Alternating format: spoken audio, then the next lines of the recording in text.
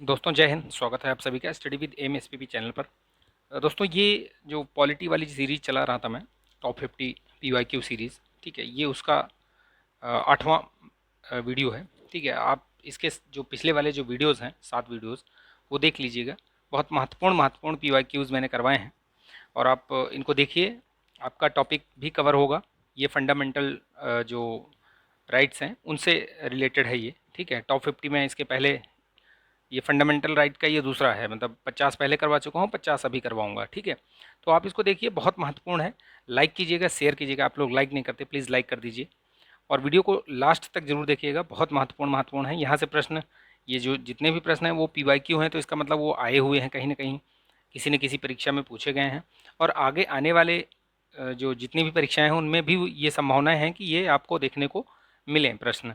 ठीक है, और एक बात और कहना चाहूँगा कि पीवाईक्यू को आप हल्के में मत लीजिएगा। ठीक है, नहीं तो ये आपको धोबिया पछाड़ लगाएंगे। आप समझते हैं धोबिया पछाड़? ठीक है, तो वो पीवाईक्यू है वो चीज़। ठीक है, आप इसको ज़रूर देखिएगा लास्ट मोमेंट पे। अभी जैसे आप पीवाईक्यू पूरा सॉल्व करते हैं तो आपका टॉपिक भी कवर होगा और आपका क्वेश्चन भी आपका क्लियर होगा। ठीक है, तो कॉन्सेप्ट भी क्लियर होगा। ठीक है, चलिए शुरू करते हैं विदाउट एनी डिले। ठीक है, देखिए, संविधान के किस अनुच्छेद में, अनुच्छेद द्वारा सिखों द्वारा कृपाण धारण करना धार्मिक स्वतंत्रता का अंग माना गया है? तो धार्मिक स्वतंत्रता का जो अधिकार है वो 25 से लेकर 28 तक है, आपको पता है। तो इसमें जो सिखों द्वारा कृपाण धारण करना वो बी में होगा। ठीक है, यानी अनुच्छेद 25। ठीक है, याद रखिएगा इसको। जब सर्वोच्च न्यायालय किसी व्यक्ति अथवा संस्था को उसके दायित्व के निर्वहन हेतु लेख जारी करता है तो उसे क्या कहते हैं? उसे क्या कहते हैं? तो वो परमादेश जारी करता है। ठीक है, चलिए नेक्स्ट नेक्स्ट देखते हैं। एक ऐसी रिट जो न्यायालय द्वारा जारी की जाती है जिसमें कार्यपालिका से कहा जाता है कि वह ऐसा कार्य करे जो उसे प्रदत्त शक्तियों के अंतर्गत करना चाहिए था, उस रिट को क्या कहते हैं? तो ये को वारंट ये होता है ना, ये इसको बोलते हैं प्रोहिबिशन। ठीक है, इसको याद रखिएगा। ये मैंडमस है बेसिकली। ठीक है, इसमें हिंदी और इंग्लिश का नाम वो मिक्स कर दिया है। देखिए, हैबियस कॉर्पस और मैंडमस और प्रोहिबिशन और कोवारंटो। तो इसमें जो इसका उत्तर होगा ये होगा मैंडमस। ठीक है, परमादेश। वही जो ऊपर यहाँ पे बोला गया है वही यहाँ पे भी है, वही सेम चीज़ यहाँ पे भी बोली गई है। ठीक, तो ये है मैंडमस, वहाँ पे परमादेश बोल दिया है, यहाँ पे हिंदी में इंग्लिश कन्फ्यूज़न क्रिएट करने के लिए।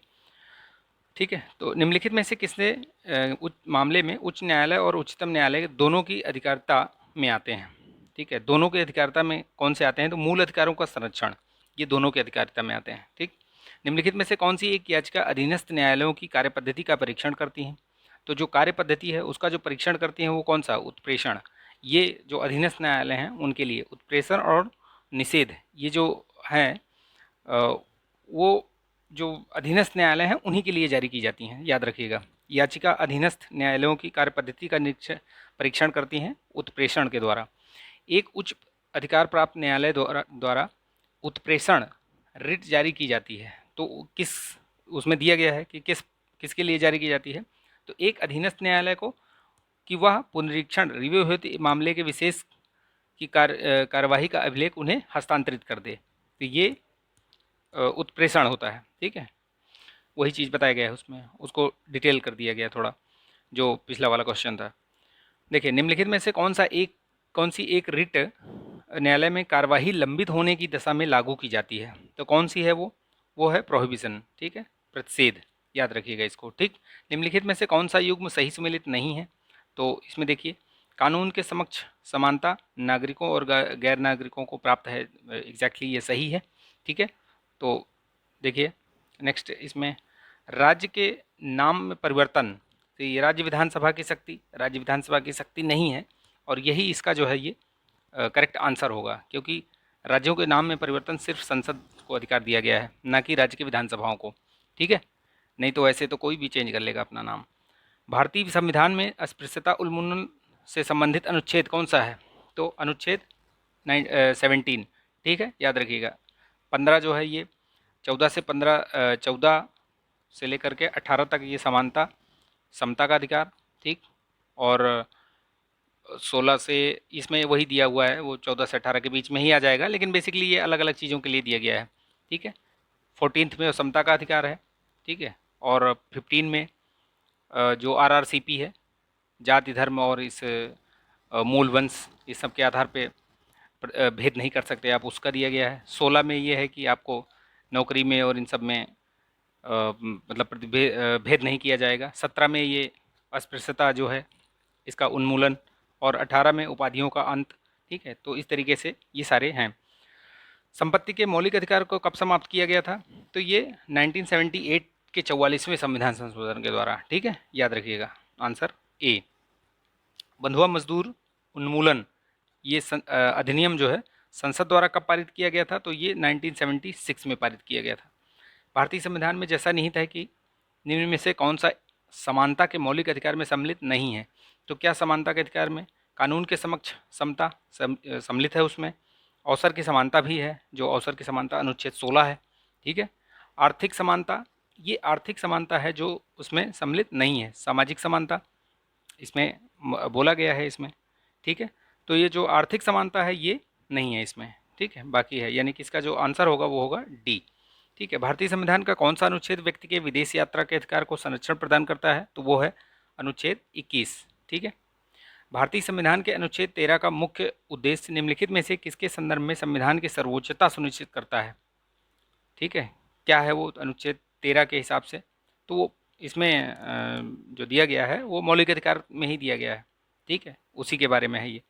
संविधान के किस अनुच्छेद के अंतर्गत शिक्षण संस्थाओं में, जिसमें गैर सरकारी गैर अनुदान प्राप्त भी सम्मिलित हैं, अन्य पिछड़ों, अनुसूचित जाति व अनुसूचित जनजाति? तो इसमें जो आंसर होगा वो होगा अनुच्छेद 15 का ये 5। ठीक है, ये दिया हुआ है पूरा उसी अनुच्छेद में। संविधान के अंतर्गत मूल अधिकारों का संरक्षक कौन कौन है? तो सर्वोच्च न्यायालय। ठीक है, अनुच्छेद 32 के अनुसार। ठीक है, उत्तर क्या होगा? सी। याद रखिएगा। निम्नलिखित में से कौन सा एक सही है? तो देखिए, इसमें अगर आप इसको पढ़ेंगे तो आपको पता चलेगा कि इसमें से एक सही है। ये भारतीय संविधान में मूल अधिकारों को शामिल करने के लिए नेहरू रिपोर्ट ने सर्वप्रथम जो है ये समर्थन किया था। सही बात है ये। ठीक है, कौन सा सही है? तो वो इसमें दिया हुआ है। ठीक है, याद रखिएगा इसको। चलिए नेक्स्ट देखते हैं यहाँ से। संविधान के अनुच्छेद 25 के अनुसार धर्म स्वतंत्र का अधिकार किसके अधीन नहीं है? तो किसके अधीन नहीं है, इसका जो पूछने का मतलब है क्या है वो? तो वो मानववाद के अधीन नहीं है। ठीक है, बाकी सार्वजनिक व्यवस्था के अधीन है, स्वास्थ्य के अधीन है, सदाचार के अधीन है, लेकिन मानववाद के अधीन नहीं है वो। ठीक, याद रखिएगा इसको, RS में पूछा गया है ये। भारत के संविधान के अनुसार निम्नलिखित में से कौन सा ऐसे देश के शासन के लिए आधारभूत है? तो राज्य के जो नीति निषेध तत्व हैं वो आधारभूत, शासन के आधारभूत हैं ये। ठीक है, उसी से उसमें बताया गया है कि राज्य को कैसे होना चाहिए, राज्य का स्वरूप कैसा होना चाहिए। ठीक है। महिलाएं, दलित, निर्धन, अल्पसंख्यक समूह भारत में लोकतंत्र के सबसे बड़े दावेदार हैं, क्योंकि भारत में लोकतंत्र अधिक आत्मसम्मान की कामना का वाहक बनकर उभरा है। तो ये दोनों सही हैं, इसका स्पष्टीकरण भी है। ठीक, सही है वो, यानी कि उसका आंसर होगा ए। निम्नलिखित में से कौन सा एक मानव अधिकार भारतीय संविधान के अंतर्गत मौलिक अधिकार भी है? तो कौन सा अधिकार है जो मौलिक अधिकार भी है? तो वो शिक्षा का अधिकार है, जो कि मौलिक अधिकार भी है। ठीक है, आप बताइए कमेंट करके, शिक्षा का अधिकार कब जोड़ा गया था, कब, किस संविधान संशोधन में और कब जोड़ा गया था? गणतंत्रीय अवधारणा से संबंधित निम्नलिखित में से कौन सा एक सही नहीं है? तो इसमें से कौन सा सही नहीं है? देखिए, आप इसमें से देखेंगे तो आपको पता चलेगा कि ये जो सी वाला है, सर्वोच्च शक्ति एक राजा के समान, तो ये गणतंत्रीय अवधारणा तो हो ही नहीं सकती। ठीक है। प्रत्यक्ष बंदीकरण अधिनियम के अंतर्गत एक व्यक्ति बिना मुकदमा चलाए बंदी बनाया जा सकता है, कितने? 3 माह तक के लिए। ठीक है, तो याद रखिएगा इसको। बंदी बनाए गए व्यक्ति के मौलिक अधिकारों की रक्षा किस अनुच्छेद से प्रदत्त है? तो ये अनुच्छेद 22। ठीक, डी आंसर होगा इसका, डी। ठीक है। स्वतंत्रता के अधिकार के भाग के रूप में निम्नलिखित में से कौन सा बिना हथियार के शांतिपूर्ण ढंग से इकट्ठा होने की स्वतंत्रता के अंतर्गत नहीं आता है? ये जो नहीं और ये है ना कीवर्ड्स, उनको जरूर ध्यान में रखिए, क्योंकि प्रश्न आता हुआ गलत हो जाता है। तो घेराव अफसर जो अपना कर्तव्य नहीं निभाते हैं, तो ये उसमें नहीं आता है। ठीक है। किसी व्यक्ति को एक ही अपराध के लिए एक बार से अधिक अभियोजित और दंडित नहीं किया जा सकता। अपराधों के लिए दोष सिद्ध के संबंध में उपरोक्त संरक्षण किस अनुच्छेद के अंतर्गत दिया गया है? तो ये किस में दिया गया है? देखिए ऑप्शन देख लीजिए इसका, इसका ऑप्शन देखिए किस अनुच्छेद में है ये, तो ये अनुच्छेद 20 में है, ठीक है, अनुच्छेद 20 में, यानी इसका आंसर होगा बी। या वाद एवं उस वाद में उच्चतम न्यायालय की अवधारणा की त्रुटिपूर्ण युग्म को पहचानिए। तो इसमें दिया हुआ है कि कौन सा वाद में क्या डिसीजन हुआ था, तो उसमें कौन सा है कि जो गलत है, ठीक है। तो इसमें कौन सा है गलत, देखिए इंदिरा साहनीवाद ये अन्य पिछड़ा वर्ग के लिए, क्रीमी लेयर का ये ठीक है, सही है। विशाखा, ये जो विशाखा गाइडलाइंस ये ठीक है, यौन उत्पीड़न से कामकाजी महिलाओं का संरक्षण, सही है ये। मेनका गांधीवाद ये 14, 19 और 21 परस्पर अपवर्जी नहीं है, ये भी सही है। बेला बनर्जीवाद ये विदेश यात्रा का अधिकार, ये संबंधित नहीं है इससे, ठीक है, ये भी मेनका गांधीवाद से ही संबंधित है, तो ये ही गलत है, ठीक है, इसका आंसर होगा डी। ठीक, चलिए, भारतीय संविधान में निम्नलिखित अनुच्छेदों में से कौन सा भिन्न वर्ग में आता है, तो कौन सा भिन्न वर्ग में आता है, मतलब इसमें आपको देखना है कि भिन्न वर्ग कौन सा है, तो भाई 14 से 18, 14 से 18 अनुच्छेद ये किस में आता है, ये समानता के अधिकार में आता है, ठीक। और 19 से लेकर के 19 से लेकर के 22 ये क्या किस में आता है, ये स्वतंत्रता के अधिकार में आता है। तो इसमें से कौन सा भिन्न हो गया, 18 तक तो ठीक है, ये 19 किस में आ गया, ये अलग उसमें आ गया, तो इसलिए वो अलग हो गया, यानी कि इसका आंसर होगा डी, ठीक है। इसी तरीके से आप थोड़ा सा कॉमन सेंस लगाकर अगर प्रश्नों को हल करेंगे तो आराम से हल हो जाएंगे, ठीक। निम्नलिखित अधिकारों में से कौन सा अधिकार अनुच्छेद 19(1)(d) को अनुच्छेद 21 से मिलकर पढ़ने पर प्राप्त होता है, तो कौन से उससे प्राप्त होता है, ये एकांतता का अधिकार, ठीक है, यानी कि इसका आंसर सी होगा, सी होगा, हाँ। निम्नलिखित कथनों में से कौन सा सही नहीं है, तो आप इसको जब पढ़ेंगे तो आपको इसमें से पता चलेगा कि कौन सा सही नहीं है। संविधान के अंतर्गत मूल अधिकारों का संरक्षक भारत का राष्ट्रपति होता है, ये तो होता ही नहीं, मैंने बताया आपको, सर्वोच्च न्यायालय पहले भी बता दिया मैंने, तो इसका जो आंसर होगा वो होगा डी, बाकी सब सही है, ठीक है। इसमें दिया है बिना कर्तव्य के उसी प्रकार है जैसे मनुष्य बिना परछाई के, तो अधिकार बिना कर्तव्य, ठीक है, ये चीज़ें आप ऐसे मतलब देख सकते हैं इसमें कि अधिकार बिना कर्तव्य उसी प्रकार से हैं जैसे मनुष्य बिना परछाई के होता है, तो इसका जो उत्तर होगा वो क्या होगा, बी। न्यायालय उपधारित कर सकता है कि अपराध घटित करने की कोई कृत्य अस्पृश्यता के आधार पर किया गया था, यदि ऐसा अपराध, तो इसमें डॉट डॉट दिया गया है कि संबंध में किया गया है, तो इसमें आपको बताना है कि जो ब्लैंक दिया हुआ है उसके जगह पे क्या होगा, तो अनुसूचित जाति के सदस्य के संबंध में दिया गया है, ठीक है। इसका जो आंसर होगा वो होगा ए। भारत के राष्ट्रपति को निलंबन की शक्ति प्राप्त है, किसके अंतर्गत प्राप्त है, ये कौन से किस अनुच्छेद में दिया गया है कि वो निलंबन की शक्ति जो दी गई है, तो वो अनुच्छेद 19 में वर्णित मौलिक अधिकार को, ठीक है, वो निलंबित कर सकता है, बाकी ये जो 20 और 21 है ये निलंबित नहीं होते, ठीक है। सूची 1 को 2 से मिलाना है, इसमें देखिए उपाधियों का निषेध मैंने बताया था अनुच्छेद, इसको छोटा कर लीजिए तो ऑप्शन भी दिखेंगे आपको, मैंने बताया था उपाधियों का अंत ये 18 से, ठीक है, अनुच्छेद, तो जैसे ही आप ए का 3 देखिए, ए का 3 यहाँ पे है और यहाँ पे है, बाकी दो ऑप्शन आपके एलिमिनेट हो जाते हैं। और देखिए शिक्षा का अधिकार ये अनुच्छेद 21 का में है, ठीक है, तो डी का 2, यानी डी का 2 कहाँ पे है, ये देखिए यहाँ पे, तो इसका आंसर जो होगा वो होगा डी, ठीक, याद रखिएगा इसको। चलिए नेक्स्ट देखते हैं, भारतीय संविधान में समता का अधिकार 5 अनुच्छेदों द्वारा प्रदान किया गया है, तो मैंने अभी आपको बताया पहले ही कि समता का अधिकार किसके अंतर्गत कौन से अनुच्छेद में है, 14 से लेकर के 18 तक, तो इसका जो आंसर होगा वो क्या होगा, सी, ठीक। निम्नलिखित में से किस आधार पर नागरिकों के विचार अभिव्यक्ति की स्वतंत्रता पर प्रतिबंध नहीं लगाया जा सकता, तो किसके आधार पे लगाया जा सकता है और किसके आधार पे नहीं लगाया जा सकता, तो बताइए आप इसमें, ये अवांछनीय आलोचना के आधार पे नहीं लगाया जा सकता। भारत की संप्रभुता अगर वहाँ पर खतरे में पड़ रही है तो लगाया जा सकता है, तब लोक व्यवस्था खतरे में है तब भी लगाया जा सकता है, न्यायपालिका का अगर आप अपमान कर रहे हैं तो भी लगाया जा सकता है, लेकिन जो अवांछनीय आलोचना है उसके आधार पे आप उस पर प्रतिबंध नहीं लगा सकते, ठीक है। तो इस तरीके से प्रश्न पूछे गए हैं। देखिए निम्नलिखित में से भारत के संविधान का कौन सा अनुच्छेद कानून के समक्ष समता के संबंधित है, तो ये अब ऊपर भी मैं पहले भी बता चुका हूँ, ठीक है, अनुच्छेद 14। व्यक्तिगत स्वतंत्रता के लिए उच्च न्यायालय निम्नलिखित में से किस रिट को जारी करता है, तो देखिए आप इसमें किस रिट को जारी करता है वो, तो बंदी प्रत्यक्षीकरण, ठीक है, व्यक्तिगत जो स्वतंत्रता है, यानी कि इसका आंसर होगा सी, ठीक। भारतीय संविधान के किस अनुच्छेद में विधि के सम्यक प्रक्रिया के सिद्धांत को सम्मिलित किया गया है, तो किस में सम्मिलित किया गया है, ये कौन से सिद्धांत में है ये? ठीक है, तो ये 21 में है। ठीक, आर्टिकल 21 में, यानी कि इसका आंसर जो होगा वो होगा सी। याद रखिएगा इसको। निम्नलिखित में से कौन सा भारतीय संविधान को प्रदत्त 6 अधिकारों में, मूल अधिकारों में से नहीं है? तो इसमें से देखिए, समानता का अधिकार है, मैंने बताया आपको। शोषण के विरुद्ध अधिकार है जो 23 और 24 है। धर्म की स्वतंत्रता का अधिकार भी है 25 से 28 तक। विरोध का अधिकार नहीं है। ठीक है, तो ऐसा कोई मूल मौलिक अधिकार है नहीं, यानी कि इसका जो आंसर होगा वो क्या होगा? बी। ठीक है। अनुसूचित जाति तथा अनुसूचित जनजातियों को किस अनुच्छेद के अंतर्गत मौलिक अधिकार, सामाजिक, आर्थिक, राजनीतिक तथा सांस्कृतिक अधिकार दिया गया है? तो आप इसको देखेंगे तो आपको पता चलेगा कि किस में है। आपको याद होगा तो बताइए आप। यानी कि जो अस्पृश्यता वाला है, ठीक है, वही है ये, उसी की बात कर रहा है ये। तो यानी कि अनुच्छेद 17 की बात कर रहा है। ठीक है, आंसर होगा डी। ये देखिए, इसमें से कौन सा सुमेलित नहीं है? कीवर्ड्स जरूर याद रखिएगा। ठीक है, कीवर्ड्स अगर याद नहीं रखेंगे तो गलत हो जाएगा, आपका प्रश्न, आता हुआ प्रश्न गलत हो जाएगा। मानव के दुर्व्यापार और बलात्श्रम, ये अनुच्छेद 23 ठीक है। अल्पसंख्यक वर्गों के हितों का संरक्षण, ये भी ठीक है। संवैधानिक उपचार, ये भी ठीक है।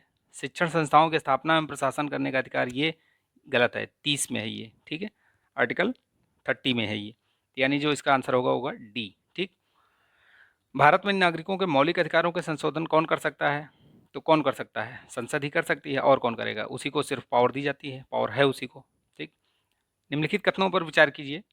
भारतीय संविधान के अनुच्छेद 32 को डॉक्टर भीमराव अंबेडकर ने इसकी आत्मा कहा था। सही है। क्यों कहा था? क्योंकि अनुच्छेद 32 मौलिक अधिकारों के अतिक्रमण के विरुद्ध प्रभावी उपचार को प्रावधान करता है। तो ये सही है, यानी कि इसका दोनों सही है, कथन और कारण दोनों सही है, स्पष्टीकरण भी सही है। इसका जो आंसर होगा वो होगा ए। ठीक।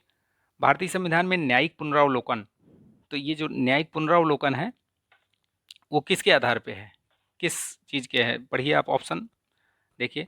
तो इसमें है विधि द्वारा स्थापित प्रक्रिया, जो अपने अपने यहाँ है, तो वही है ये न्यायिक पुनरावलोकन से, ठीक, उससे संबंधित है। सामाजिक, आर्थिक एवं राजनीतिक क्षेत्रों में समान आधार निर्मित करने के उद्देश्य से राज्य असमान लोगों के लिए भिन्न व्यवहार कर सकता है, क्योंकि समान लोगों में विधि समान होगी और समान रूप से प्रशासित की जाएगी। तो ये दोनों सही है और इसका स्पष्टीकरण भी ठीक है। इसका जो आंसर होगा वो होगा डी। ठीक, तो याद रखिएगा इसको। चलिए नेक्स्ट देखते हैं। भारतीय संविधान में स्वतंत्रता का अधिकार 4 अनुच्छेदों, अभी बताया था मैंने, थोड़ी देर पहले ही बताया था कि 14 से लेकर 18 तक समानता का अधिकार, 19 से लेकर 22 तक स्वतंत्रता का अधिकार, 23-24 शोषण के विरुद्ध, ठीक, 25 से लेकर 28 तक आपका धार्मिक स्वतंत्रता का अधिकार, ठीक है, और 29-30 ये अल्पसंख्यकों से संबंधित है, उनके अधिकारों, उनके संरक्षण, अधिकारों के संरक्षण से संबंधित है। तो याद रखिएगा इनको। ठीक, तो इसमें क्या होगा, आंसर क्या होगा इसमें? देखिए, स्वतंत्रता का अधिकार 19 से लेकर 22 तक, ठीक है, ए। राज्य 6 से 14 वर्ष के सभी बच्चों को निःशुल्क एवं अनिवार्य शिक्षा प्रदान करेगा, क्योंकि एक प्रजातांत्रिक समाज में शिक्षा का अधिकार, जो शिक्षा का अधिकार है, मानवाधिकार के रूप में विकास के अधिकार की व्याख्या के लिए अपरिहार्य है। तो इसमें जो आंसर होगा ये होगा ए, यानी सही है। कथन और कारण दोनों सही हैं और उसका आर जो है ए का सही स्पष्टीकरण भी है। तो उसका जो आंसर होगा वो होगा ए। ठीक है। भारत के संविधान में शोषण के विरुद्ध अधिकार द्वारा निम्नलिखित में से कौन सा परिकल्पित है? मानव देह का व्यापार एवं बंधुआ मजदूरी, बेगारी का निषेध, सही है। अस्पृश्यता का, अब देखिए, अस्पृश्यता का उन्मूलन जो है वो किस में आता है? ये आता है समानता के अधिकार में आता है। तो यानी कि दो, आप जहाँ पे दो ऑप्शन दिखे वो हटा सकते हैं। तो ये हट गया, ये हट गया, ये हट गया, यानी कि जो आंसर होगा आपको 1 और 4। तो आपको सारे ऑप्शन पढ़ने की भी जरूरत नहीं पड़ेगी अगर आप इस तरीके से एलिमिनेशन मेथड अपनाते हैं तो। ठीक है, प्रश्न को सॉल्व करने का तरीका है ये। निम्नलिखित कथनों में से कौन सा एक कथन सही है? तो कौन सा कथन सही है? देखिए, इसमें से सारे पढ़ेंगे तो पता चलेगा कि अधिकार राज्य के विरुद्ध नागरिकों के दावे हैं, ठीक है, ना कि और सब जो दिया हुआ है। तो इसका जो आंसर होगा होगा सी। देखिए, इस तरीके से ये फंडामेंटल राइट्स के जो प्रीवियस ईयर के क्वेश्चंस आए हुए थे वो करा दिए हैं मैंने। कुछ अगर और बचा होगा इसमें फंडामेंटल राइट्स में तो वो भी करा दूंगा। ठीक है, इसके बाद जो डीपीएसपी है और फंडामेंटल ड्यूटीज़ हैं उससे रिलेटेड जो भी प्रश्न हैं वो सारे मैं करवा दूंगा, 50-50 क्वेश्चन करवा दूंगा। ये बहुत ही महत्वपूर्ण सीरीज है, इसको आप पूरा देखिएगा, आपको निश्चित तौर पर लाभ प्राप्त होगा। ठीक है, और इसको लाइक कीजिए, शेयर कीजिए दोस्तों में। ठीक है, चैनल पर नए हैं तो सब्सक्राइब भी कर लीजिएगा और इसमें बेल आइकन प्रेस कर लीजिएगा ताकि वीडियो का नोटिफिकेशन आपको मिलता रहे। तो चलिए मिलेंगे नेक्स्ट वीडियो में, तब तक के लिए अपना ध्यान रखिए। स्वस्थ रहिए, मस्त रहिए, बिंदास रहिए। ठीक है, जय हिंद।